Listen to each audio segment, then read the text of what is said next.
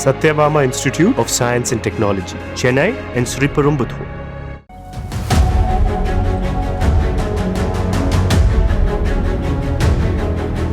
வட இந்திய அரசியல் தலைவர்களே, எங்களுக்கு இந்தி வேண்டாம். இந்தியாவின் கலாச்சார வேற்றுமைகளை மதிக்க கற்றுக்கொள்ளுங்கள். இந்தி மொழியே திரும்பி போ என்று கடந்த 2017ஆம் ஆண்டு ஏப்ரல் 23 அன்று தன்னுடைய சமூக வலைத்தள பதிவின் மூலம் இந்தி மொழிக்கு எதிராக கொந்தளித்த பவன் கல்யாண் இன்று ஆந்திர துணை முதல்வராக மும்மொழி கொள்கை விஷயத்தில் தமிழ்நாட்டை சீண்டி உள்ளார். అర్థమైంది కదా, రెండు భాషలు ఒక్క భాషలా కాదు. భారతదేశానికి కావాల్సింది తమిళనాడుతో సహా we need multiple languages, not just two. We need multiple languages to keep not just for the integrity of the country but also to understand each other. Andhra மாநிலம் காக்கிநாடாவில் நடைபெற்ற ஜனசேனா கட்சியின் 12ஆம் ஆண்டு விழாவில் பேசிய அக்கட்சியின் தலைவரும் ஆந்திர துணை முதல்வருமான பவன் கல்யாண், இந்தி மொழி தமிழ்நாட்டுக்கு தேவையில்லை என்றால் ஏன் தமிழ் திரைப்படங்களை இந்தி மொழியில் டப்பிங் செய்கிறீர்கள்? வடமாநிலங்களிலிருந்து தொழிலாளர்களை ஏன் வேலைக்கு எடுக்கிறீர்கள்? வடமாநிலத்திலிருந்து பணம் வேண்டும், அவர்களின் உழைப்பு வேண்டும், ஆனால் அவர்களின் மொழி மட்டும் படிக்க மாட்டீர்களா? இதில் என்ன லாஜிக் உள்ளது என்று அடுக்கடுக்கான கேள்விகளை எழுப்பினார். దానికి నేను రూపీ సింబల్ మార్చేస్తాను, నా భాషలో పెడతానంటే అప్పుడు మేము తెలుగులో కూడా పెట్టాలి, దానికి కన్నడ వాళ్ళు కన్నడలో పెట్టాలి, గుజరాతీ వాళ్ళు గుజరాతీలో పెట్టాలి, మహారాష్ట్ర వాళ్ళు మహారాష్ట్రలో పెట్టాలి. దేనికైనా ఒక వివేకం ఆలోచన ఉండద్దా?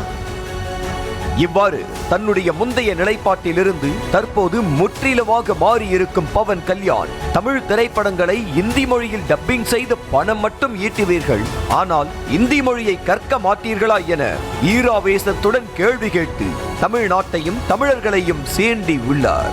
சினிமா டப்பிங் விவகாரத்தை மாநிலத்தின் மொழி அரசியல் விவகாரத்துடன் முடிச்சு போட்டுள்ள அவர் இதன் மூலம் என்ன சாதிக்க நினைக்கிறார்?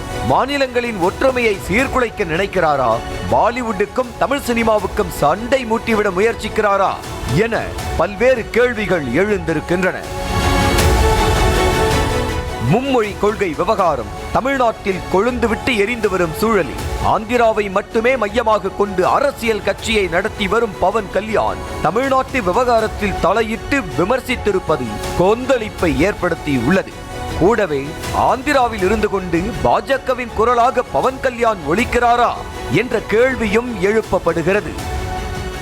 திருப்பதி லட்டு சர்ச்சை விவகாரத்தில் விரதம் இருப்பது, சனாதானம் பாதுகாவலர் என்று தன்னைத்தானே சுய பிரகடனம் செய்து கொண்டு மறைமுகமாக தமிழ்நாட்டு தலைவர்களை சீண்டுவது உள்ளிட்ட பரபரப்பை ஏற்படுத்தும் விஷயங்களை பேசி மட்டுமே அரசியல் வெளிச்சத்தில் இருந்து வந்த பவன் கல்யாண் தமிழ்நாட்டின் உணர்வு பூர்வமான விஷயமாக இருக்கும் மொழி விவகாரத்தில் தமிழ்நாட்டை சீண்டி மீண்டும் தன் மீது அரசியல் வெளிச்சம் பெற வைத்திருக்கிறார். భారతదేశానికి కావాల్సింది తమిళనాడుతో సహా we need multiple languages, not just two. We need multiple languages. இப்படி பரபரப்பான கருத்துகள் மூலம் மட்டுமே அரசியல் வெளிச்சத்தில் இருக்க விரும்பும் பவன் கல்யாண் தன் அரசியல் பணியை ஆந்திராவுடன் மட்டும் வைத்துக் கொள்ள வேண்டும் எனவும், தமிழ்நாட்டின் உணர்வு பூர்வமான விஷயங்களில் ஆந்திரா பார்டரை கிராஸ் செய்து அரசியல் செய்வதை தவிர்ப்பது பவன் கல்யாணுக்கு நல்லது என்றும் தமிழ்நாட்டு அரசியல் கட்சியினர் எச்சரிக்கை விடுத்துள்ளனர். பவன் கல்யாண் பிறப்பதற்கு முன்பே தமிழ்நாட்டில் இருமொழி கொள்கை அமலில் இருப்பதாக எதிர்வினை ஆற்றியுள்ள திமுகவின் TKS இளங்கோவன் பவன் கல்யாணுக்கு தமிழ்நாட்டு அரசியல் தெரியாது என விமர்சித்துள்ளார்.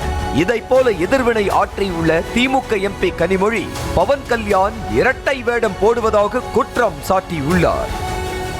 இதற்கு பதிலளித்து அறிக்கை வெளியிட்டுள்ள பவன் கல்யாண், இந்தியாவின் பன்முகத்தன்மையை பாதுகாக்க வடிவமைக்கப்பட்ட மும்மொழி கொள்கையை அரசியல் நோக்கங்களுக்காக தவறாக புரிந்து கொண்டு தமது நிலைப்பாட்டை தாம் மாற்றிக்கொண்டதாக கூறுவது புரிதலின்மையை பிரதிபலிப்பதாக விளக்கம் அளித்துள்ளார். Satyabama Institute of Science and Technology, Chennai and Sriperumbudur.